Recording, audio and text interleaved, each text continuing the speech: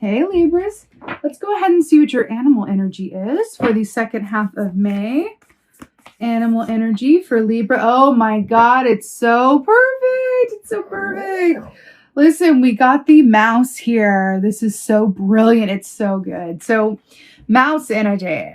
First of all, it's a beautiful earth energy, but mouse equates to that of the Two of Pentacles in the Tarot, which is about juggling, multitasking, but also weighing your options against, one thing or the other. Usually it's your personal life and your work life, right? You're juggling the two. You're giving time to this and then giving time to this. Why do I feel like in this context, you've had one pentacle up for a really long time and the other one down here? And the universe, like if these are the two pentacles and the Two of Pentacles, right? If you know that image, it's someone juggling two pentacles next to the ocean. So I think what the universe is coming to say is like you've had one up here for a long time. And this energy is encouraging you to go like this. Okay, what is it? Let me see it. What is it? Let me put more focus to it. What if I tried this, gave energy, took a chance? Like this. So I feel like it's like a very a slow movement of the pentacles into another tradition or position. You are being encouraged to shift your focus onto something that has been within you or on your mind or on the to-do list. You're being asked to bring it to the forefront because I do feel like it is directly related to your soul purpose and why you're here. Now, mouse energy is about the finer points and details. I love mouse energy. A bit of personal tea. Whenever I do a lower world shamanic journey, I always have the mouse come with me because mice are so wonderful at getting in and out of places undetected and easily. So they're just so wonderful for that. So the other aspect is that they're able to see things from a perspective that most don't. They can see options. They can see pathways. They can see potentials. They can see, undiscovered, opportunities or, it's like seeing a grant that nobody's taken advantage of that you're the perfect applicant for. It's that kind of attention to detail that's coming up for you here. It's really beautiful. So let's see what is going on for you. The second half of May. Right. So we have the Five of Swords here. So this is really, on the nose. So Five of Swords. Remember, the swords rule the realm of the mind. That's you. That's Libra, Gemini, Aquarius, right? So 5 is the number of change. But the Five of Swords is very much about the ways in which we are not serving ourselves or the ways in which we act as a disservice to ourselves and or others, right? Do you remember I saw that image of the stabbing of the book with the sharp object? And then we have the swords here. Why do I feel like this has something to do? I'm picking into something that has to do with writing or the written word or something that's, I know it's Akashic Records, but there's something to do with writing or communication through writing. There's something about this. I feel like for some of you guys, a wonderful way to sort of explore this for yourself is through writing, right? Morning pages, automatic writing, journaling, something to do with that, blogging. There's something about writing that sort of serves you or allows you a way into this, like allows you the perspective of a mouse for you to see things from a different perspective with some more clarity. There's something about cutting through the heart of something with a writing instrument. Okay. It's like the 3 swords you focused on and the 2 that went to the wayside, right? It's interesting. Okay. What else is going on? What else is going on? What else is going on? Oh, I'm so happy to see it. So here we have the Ace of Cups. What could be better? This is a huge amount of intuition. This is big insights. This is great hope, great love, and above all else, wonderful, beautiful, perfect self-love. How amazing is that? Can I just point out, come here. See that long snout there? And then do you see that long beak? It's like a fine point. It's kind of like the Virgo. Okay, watch the Virgo reading because this is holding hands with the Virgo reading. Okay, so Kingfisher, Ace of Cups. This is such a beautiful energy. I feel like you are being invited and pointed out that you can tap in to a lot of your intuition and a lot of your inner knowledge around whatever this is for you and find a way forward that is a lot more simplistic and clear than what it may appear to be. Because I feel like once you give attention to whatever this is for you, it's going to feel so good that you're going to not only wonder what took you so long to get there and give it time and attention, but it's going to make the time fly, and it's going to serve your soul in a way that it just fills your cup where it's overflowing. That's what this feels like. It feels like an untapped ability, potential, a what if, picking something back up that you let go a long time ago. This could be a lot of different things, but there's definitely something related to something that's very important to you. Now, how aware of it you are in terms of like, you know, how far you've buried it amongst the pile of other life things, who knows? But this really feels like it's something within you that's not going to go away or change. And it's inviting you with the current energies at play to acknowledge it and then, you know, quench your thirst. Quench your thirst accordingly. Also, I find it really interesting the way that this kingfisher is looking at this animal. I think that's a chinchilla. Looking at this animal right here. It's like, why would you be out in the desert when you can quench thy thirst? I feel like there are ways in which you act as a disservice to yourself. I feel like for some of you, you prioritize other needs over your own, or you prioritize like matters of the material over the spiritual or over the emotional. That is not necessarily going to coincide so well with the given energies as they are with the full moon in Scorpio. Hello. Something about that. The soul wants to be fed, Libra, essentially. The soul wants to be fed. Fascinating. Fascinating. So we had the devil here, Capricorn energy, right? So this is brilliant because the devil speaks of fear, entrapment, and feeling bound, right?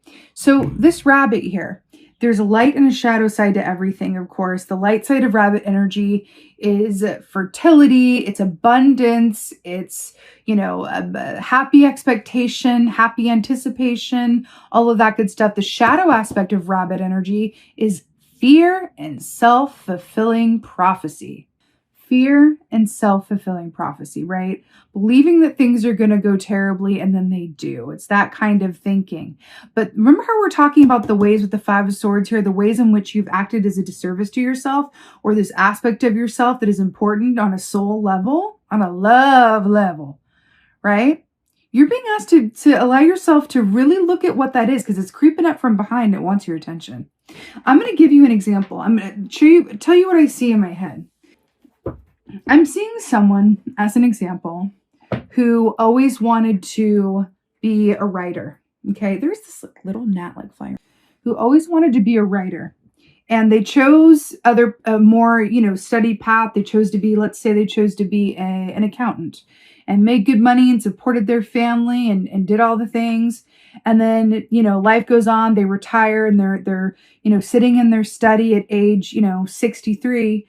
And a movie comes on and, you know, it's about someone who always wanted to be a writer, took a chance on themselves and ended up like having a really successful career and feeling so fulfilled and really thanking themselves for, you know, following that dream.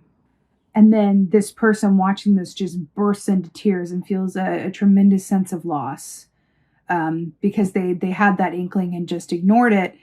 Now, the redeeming part of this story that I'm seeing in my mind's eye is that it's never too late to pursue your dream. And at 63 goes, you know what? I have nothing to lose. I'm going to go for it. And they start writing from there. But it's whatever this is for you. But I do feel like this is a dream deferred. I feel like this is a dream deferred is what I'm picking up on here, okay?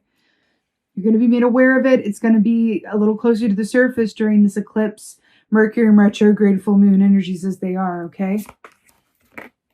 Oh my God. I love that your advice is Page of Cups. So first of all, really knee deep in the water here, but the fish is also a symbol of fertility, good luck, and good fortune. So I'm obsessed with that. But also Page of Cups is beginning work that serves you on an emotional level, that you love it so much you don't care if you ever get paid for it or ever get any recognition for it. You do it because you truly love it. This is your advice. This also speaks of childhood. You know, if this is eluding you or you're having trouble naming it, What did you do as a child, or what did you know about yourself as a child that you really, felt like when you did it, or you put focus to it, time just flew? What were you really into as a child? What were you naturally drawn towards?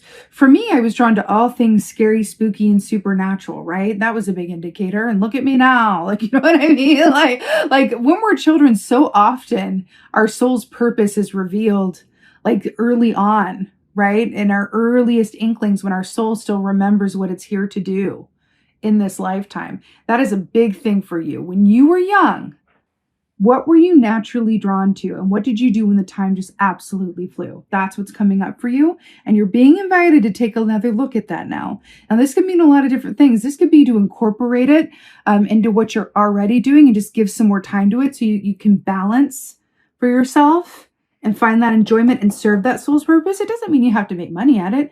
It doesn't mean it has to, bring you fame. It doesn't mean that you have to change up your life completely. It's just about honoring what's there and giving it some time. You've had one pentacle up here for a long time, and you're being asked to, what is this pentacle for you that wants to come up and just have some time in the light?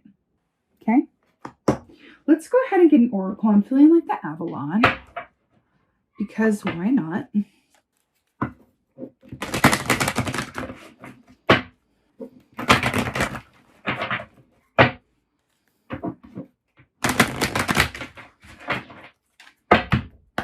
All right.